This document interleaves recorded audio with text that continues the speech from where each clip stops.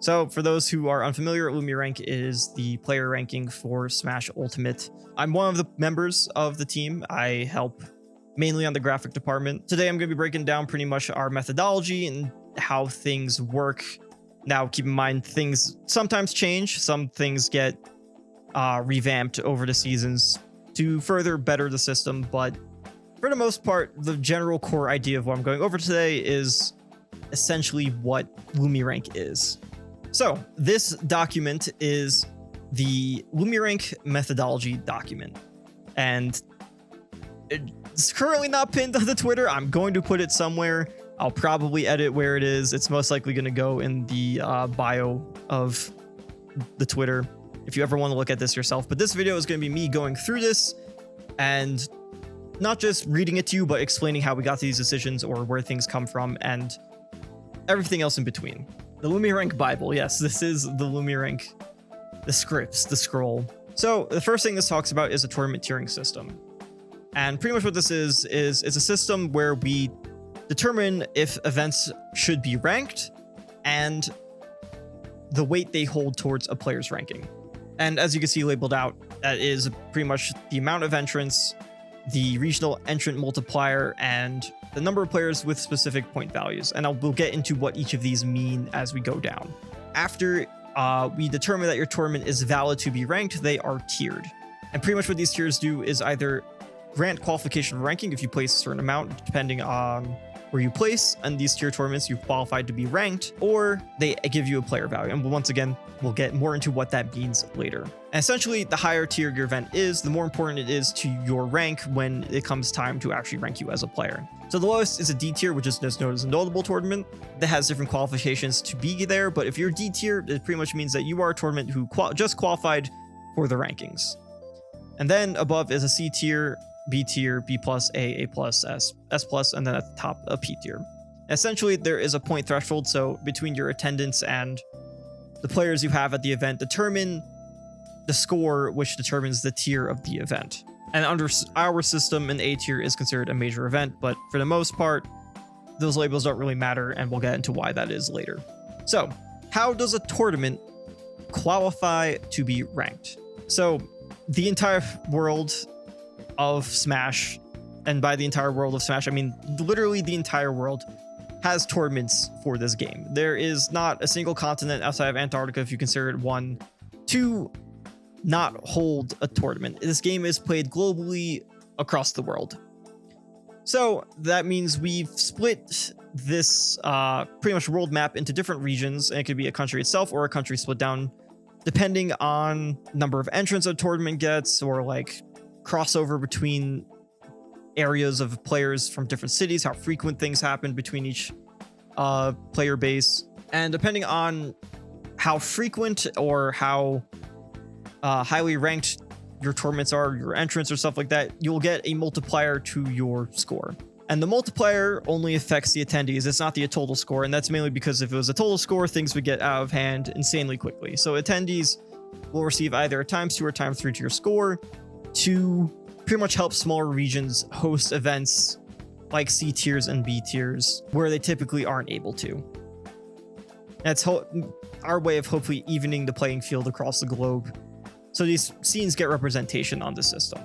So I'm not going to go too deep into why events get entrant multipliers, because this is something that might change. We still have to vote on it because we're still talking about potential changes. But for essentially regions who get a ×2 are usually regions that struggle to hold major events. ×3 are usually regions that struggle to host like lower tier tournaments. Currently, once your tournament successfully holds these higher tier tournaments frequently or goes way and above and beyond, usually you get moved around through a multiplier, and this is reassessed usually over various seasons. As I said, these aspects might change as we're always looking to change things, so don't take the tournament entrant multiplier as like a fact, but this is currently how it works. And for the most part, the skeleton of it will most likely stay the same, unless, I mean, it will most likely stay the same. There might just be changes of how multipliers are assigned and stuff like that. As you can see, the world's split up into various different regions, some by countries, some by states, some by various states put together. Now, when you have an entrant multiplier, it changes the minimum qualification you need for a tournament to be included. A ×1 tournament needs a minimum of 64 entrants or a minimum of 250 points. And I know we haven't talked about points yet, but this is just a minimum of what needs to be required. ×2 lowers that to 48 entrants or 200 points. And then ×3 still 200 point minimum, but only 32 entrants.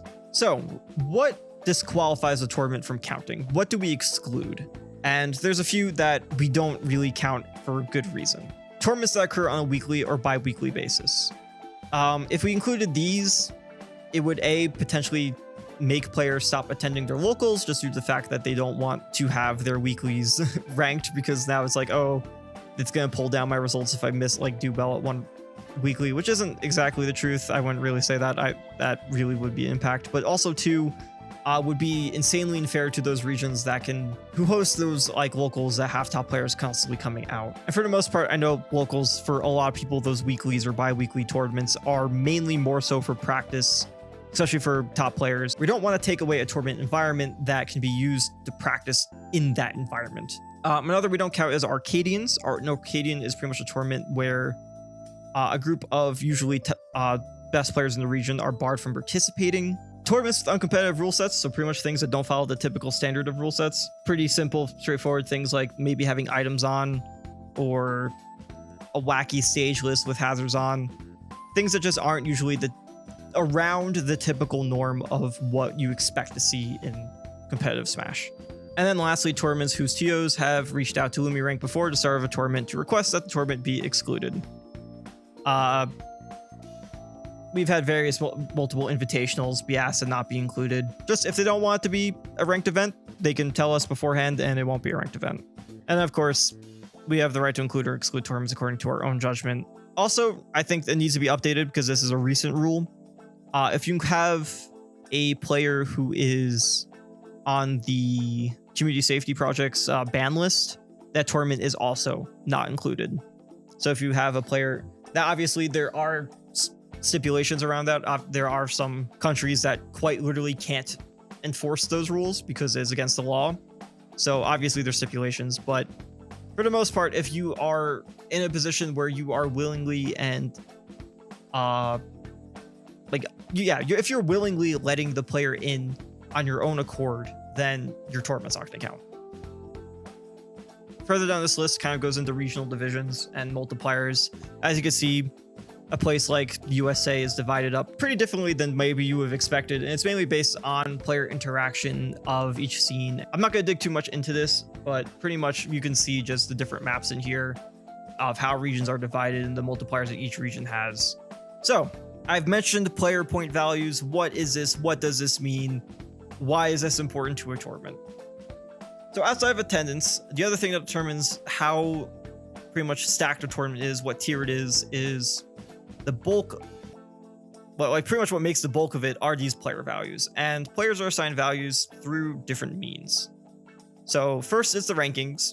So if you are ranked in the top 150, you are assigned a value, and the top 20 are considered the highest of value, mainly just due to the fact that if you have these players at your event, you're most likely going to have a major event due to multiple of the best players in the world being there. And then there are hidden boss values. And hidden boss, it's just a term that we made up a long time ago. Hidden boss 1 are players who are not necessarily active. So these are usually the ones who get honorable mentions on the rankings each year, get signed here. And then the hidden boss 2 are those who place well at these tiered events. And depending on where you place, you get assigned a point value if you don't have one already.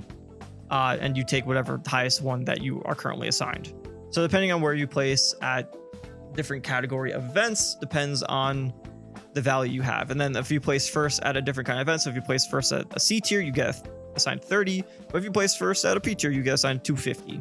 So depending on where you place, you get assigned value. Depending on where you rank, you get assigned values. And those are pretty much the two majority sources of values. And then lastly is regional. So depending, if you saw those maps earlier, each of those regions also get a 5-player regional ranking, where pretty much 5 of the best players, whether determined by their own power rankings or determined by us if one does not exist for said region, gets assigned a value ranging from 50 to 10, which also might change. This is something we're also talking about. So take this next section with a bit of a, okay, this might change, it might not. And then there's a whole section that we call region seats, and pretty much the regions who have the best players, each player in the region has assigned a value of 50 instead of a 50, 40, 30, 20, 10 spread like normally. And pretty much these are regions who are notably stronger than the others and have a larger depth of strong talent. These are usually determined by the regional rankings,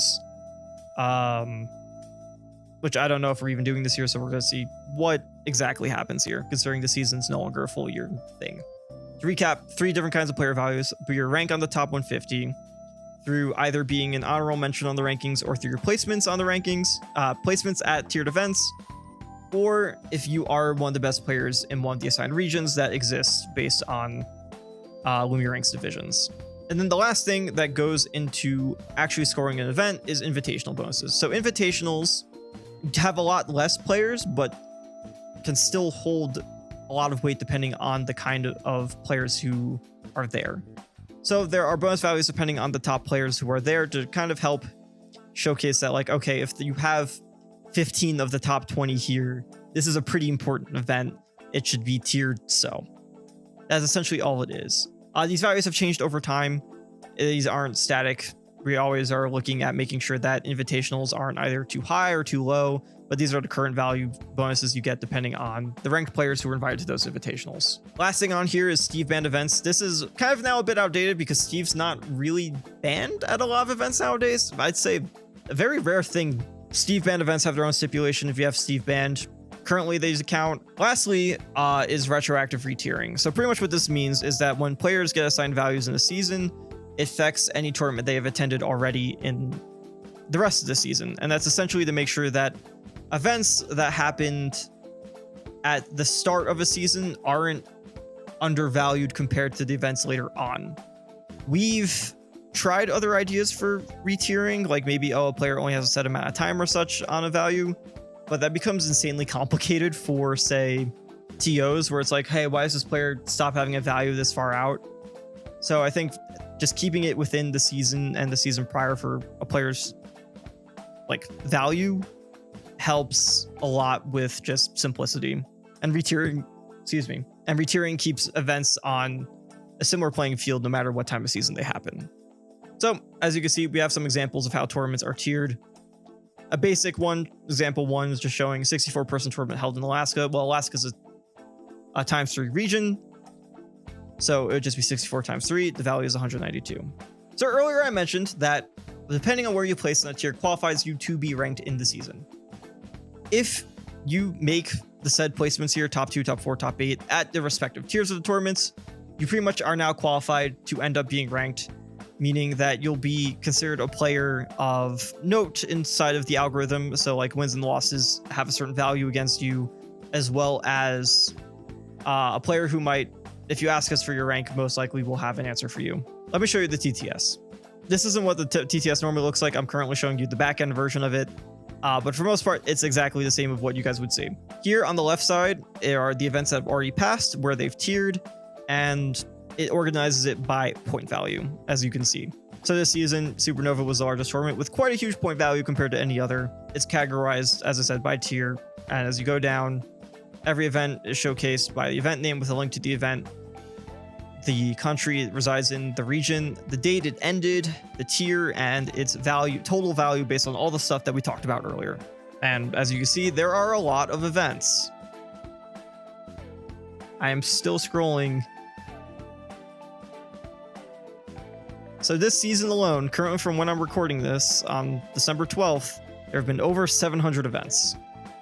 A lot of events get categorized, and a lot of events count towards the rankings. Now on the right side are the upcoming events. So essentially, these events haven't happened yet. You get to see where they currently sit in tier. These scores aren't finalized because they get updated periodically, and they'll have their finalized score once they occur during that weekend. You can see what events are upcoming here. And you can access this tournament tiering system once again in the bio part of LumiRank. You'll also notice this would look very different. I think on your screen it's going to be highlighted in black. I should have opened the normal one, but oh well. There is a tournament usually going to be a season end date. And events afterwards have different kind of values. They're not just a blank straight value. They have like a blank plus, usually the minimum for the tier plus.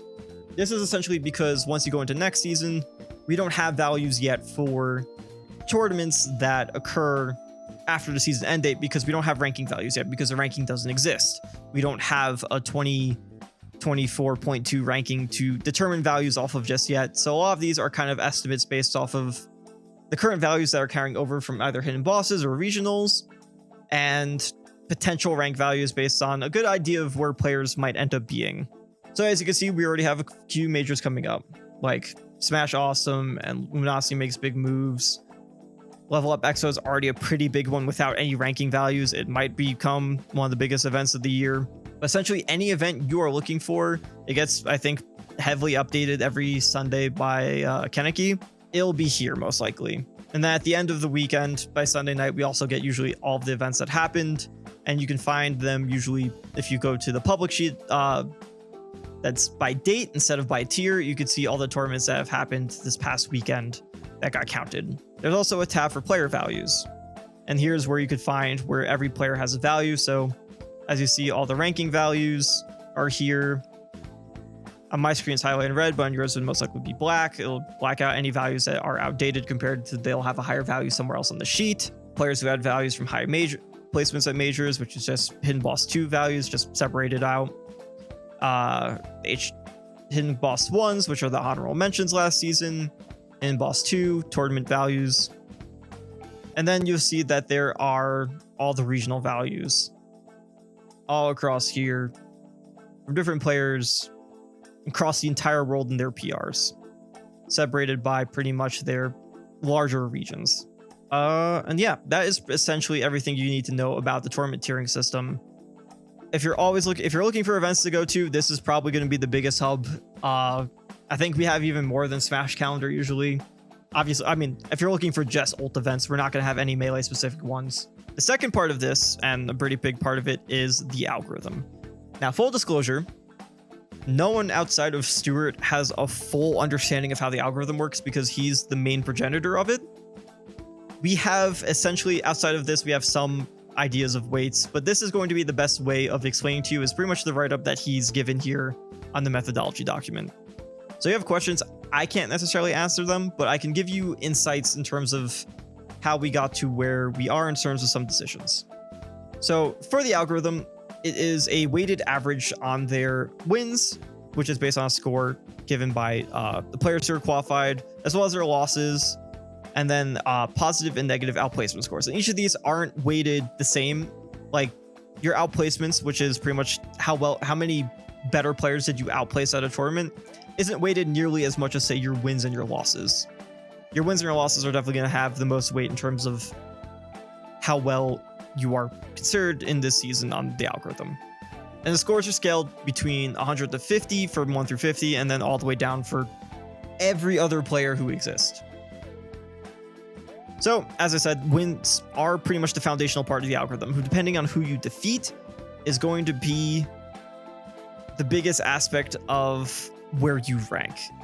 If you're able to find wins over the best players in the world, you're going to be ranked high. So a win, as I said, as a player who has a score of 100, the highest, the number one player, is going to be worth far more than a win on player with the score of 50, which is ranked number 50. Your head-to-head is going to determine the weight of your win. And depending on how well or how worse you do against a player is going to determine how much it weighs. And having a better head-to-head against the player means a lot more for you than having a worse. That's essentially what is going to impact the weight of the score of your wins. For losses, it's pretty similar. Instead of a loss being determined by, say, I lost to a player with a score of 100, it's more so going to be compared to what your own score is. So, like, as it's saying here, if you are a player who is just outside the top 100 and you lose to a top 20 player, that's not really going to do anything for your ranking because it's not very informative in terms of where you sit. But essentially, if you lose to players above you, it's not really going to give us the algorithm much information or much impact because, or like, should I say greatly above you, because it's expected that you are not going to beat these players. And loss scores in general, because usually it's a double elimination bracket. So if you lose to say a top 20 player and a player around 80th, is going to weight more towards your second loss more than your first, because the first loss isn't really telling us anything. So what if a player wins a tournament, then what? They don't have a loss score, right? Well, not exactly. There is a set value. So essentially there's always a loss score no matter you win or lose. And if you win, it's just really determined by it's determined by the best players there. So then there's volatility. Pretty much if you upset a player who very rarely gets upset, it's going to be considered more impressive in the algorithm than a player who frequently does. So getting a win on like last season's Aklo, where he only lost to 4 players, is going to be considered way more impressive than say a win on, I guess last season Spargo is a good example, who got 8th, who ranked 8th. A player who's not finding as much consistency at the very top. That win on Aklo is going to be even more impressive just due to the fact that he hasn't been losing. So last is outplacements. These are probably the lowest things weighted in terms of what you are placed, I should say algorithmically, what determines your rank. And they come in 2 different forms. Positives, which is who you outplaced at the event, which better players did you do better at in terms of your actual placement. And negative outplacements, which is who outplaced you. And positive outplacements also are weighted way more than negative. Negative outplacements have very small impact, I'd say, on your overall rank compared to anything else that we've listed so far. Why this exists is like, say, a tournament run where you beat everyone you're seeded to beat, but it's because the person who you're seeded to lose to got upset and ended up at like a 25th while you made like a 7th. That's still a pretty impactful thing to happen in terms of a tournament. Sometimes like you just have runs to a higher placement just due to the fact that the people you're supposed to play got upset. And that's just kind of the misunfortune of a double elimination bracket and bracket luck. Like sometimes you're just not going to play the people you want to play to find those wins. And this is kind of helps alleviate that situation in terms of, I got 9th at one of the biggest tournaments of the year, but I didn't beat anyone better than me because they all lost. And I didn't lose anyone worse than me. So this is essentially what this kind of does. This is pretty much the placement part of the tournament, but it's not essentially because you placed 9th that it's weighted. It's because you beat out people who, or like you managed to last longer to bracket than people who are better than you. Here is how tournaments are weighed. And tournaments, I'm going to kind of put this in a more simpler terms. I'm not going to like just read this word to word. I'm just going to give you kind of the clip notes version of this. Feel free to read it on your own time. A base weighted event is determined by the averaged event's value on the tournament tier system. And additionally, a other value determined by the algorithm based on a score compared to all the other events so what that essentially means is that's like, if you don't have a player value, or maybe your rank value is higher than maybe what a player value might give, it might increase the value of an event in comparative to what the actual event was initially like tiered as. And it gives a good example of a player like Ike who didn't have any points, but was weighted as a top 100 player. So event was given a additional weight because Ike was actually intense, is considered like a top 100 player on the ranking. So you have pretty much the event value that was already determined by the TTS and like a slightly adjusted value based on the current algorithm thinking of who's the top 100 players. There's a weighted attendance. So pretty much the more you attend, it places higher weight on the peaks of events, while the lower amount of pretty much if you don't attend as much or didn't attend a lot of events compared to the average, you're going to have higher weight on your weaker performances.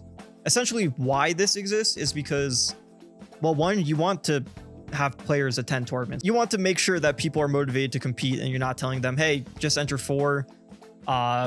If you do well at all 4, guess what? You're going to be ranked high. You don't have to do anything the rest of the season. No, you want to incentivize players attending events. Especially when you attend more events, you're putting yourself more at risk because you're now more likely to lose an event than you are to win. If we're being real, you're more likely to take a loss than you are to find good wins, no matter what level of player you are. Because you're taking the opportunity risk, the algorithm is going to account for that. And that means just the more that you attend, the better that your weights are held. If you don't attend a lot, say if you attend 4 tournaments, the minimum, and one you bomb at, that's going to hurt your thing more than anything else. We still keep a minimum usually for qualified to events at like a 4 for the half seasons. And it's mainly because we know that it is not always the easiest for some players to get out to events. This is like the minimum that we think that is a good enough data that we can use to rank you. And is Kanki currently in the document? We still keep a minimum of 4 because we think it's just enough data, but it's also like a reasonable amount of, like, you have to attend to 4 tournaments in about 6 months. One of them being a major, usually. It's a pretty fair point of comparison, I'd say, in terms of just a minimum data set. Because the lower you go, like, it would be very unfair just to rank someone off of one tournament run compared to anyone else, because, like, that only tells us so much. Like, okay, you had one event and you did really well, but what about any other event that you entered? Like, that's not essentially fair to other competitors. And it wouldn't make sense to rank off of just one performance, because we don't know what they actually are capable of in terms of, like, is that a fluke? Is that what they're always supposed to do? It doesn't tell us enough. We need crossover and understanding of who you're competing against. So I'm not going to get too much into the next part because it gets a little about more of the mathematic things. But if you pretty much win an event and, like, it doesn't really do much for you, or maybe it's falls below the average score, as in, like, you won the event, but it apparently is going to not really do anything or maybe hurt your rank, then that weight is reduced and potentially completely weighted out as nothing, because it's essentially like there's no point to this event. It's not telling us anything. It's just, and if it's actively hurting even though you won, then they're like essentially a data point that doesn't make sense. And this is mainly going to impact players, not just those who enter a lot, but those at the very top. Like, if a top player enters a C tier and wins, it's most likely not going to impact their ranking that much compared to their majors, or like little at all, unless they find, like, say this past weekend when Leo just double limited Sparkle. Like, that's going to have an impact because he just took 2 wins on one of the best players in the world. And, like, say I'm top 10 in the world and I enter a regional and beat no one in the top 100. Like, that doesn't tell you anything, so it most likely will just be weighted out completely because it's just not any significant data for that player. And that includes, like, oh, I won an event but still took a loss to someone. It's most likely still going to get weighted out, because at the end of the day, like, it's just a C tier event and you took a loss to your regional player but you still won in the end. Probably doesn't really matter that much in the impact. It'll help a lot for the other player, but for the top player, it doesn't mean anything because the majors are going to end up being way more important to their score. And then if the event is a extreme outlier in either direction, if it's like, do they have one event that's either several times better or several times worse than the others, it'll be weighted less, so that it's going to be more so like still an averaging in terms of everything that you've done. One peak or one valley isn't going to completely make or break your season. Very important, real quick, a tournament weight in terms of, as mentioned, is determined by its score. But the weight multiplier marks, like how much things are weighted, are determined by the tier marks. So essentially, the weight between, I'm just doing this as, this isn't the exact numbers, I'm just doing this as like a best way to showcase this in terms of how things are determined. Say a tournament at 2,000 is times 1 weight, a tournament at 3,000 is times 2 weight, and then say a tournament at 5,000 is 3 times weight. So it's spread out across this group of numbers and not just like a linear path in terms of score. So essentially this tournament, I know numbers are not updated right now, but a tournament of 4,900 value is going to be closer in weight to a tournament of 5,300 in value than it is going to be of a tournament in 3,200 of value. These tournaments are closer than these tournaments. The weights are determined inside, like the thresholds are the tier cutoffs.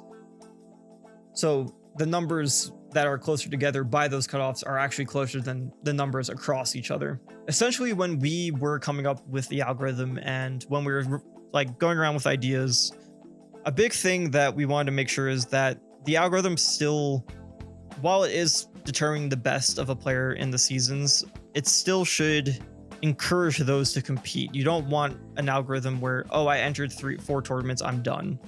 You want people to actually go out to compete in tournaments, or else what is the point of competing if it doesn't benefit you to enter? So the whole thing was to try to make the algorithm as player friendly as it feasibly can while still being one that does rank players. And I think overall the algorithm has done a good job of that. I think there's not a lot I personally disagree with in most of the seasons. Maybe there's one or two players each season where I'm like, I don't agree with this at all. But for the most part, I think if like it's off by one or two places, especially past the top 20, everything makes sense to me. Like, I don't think the algorithm has really been super off in that sense. Individual players should be able to go case by case through their events and decide which one should count. Fuck no.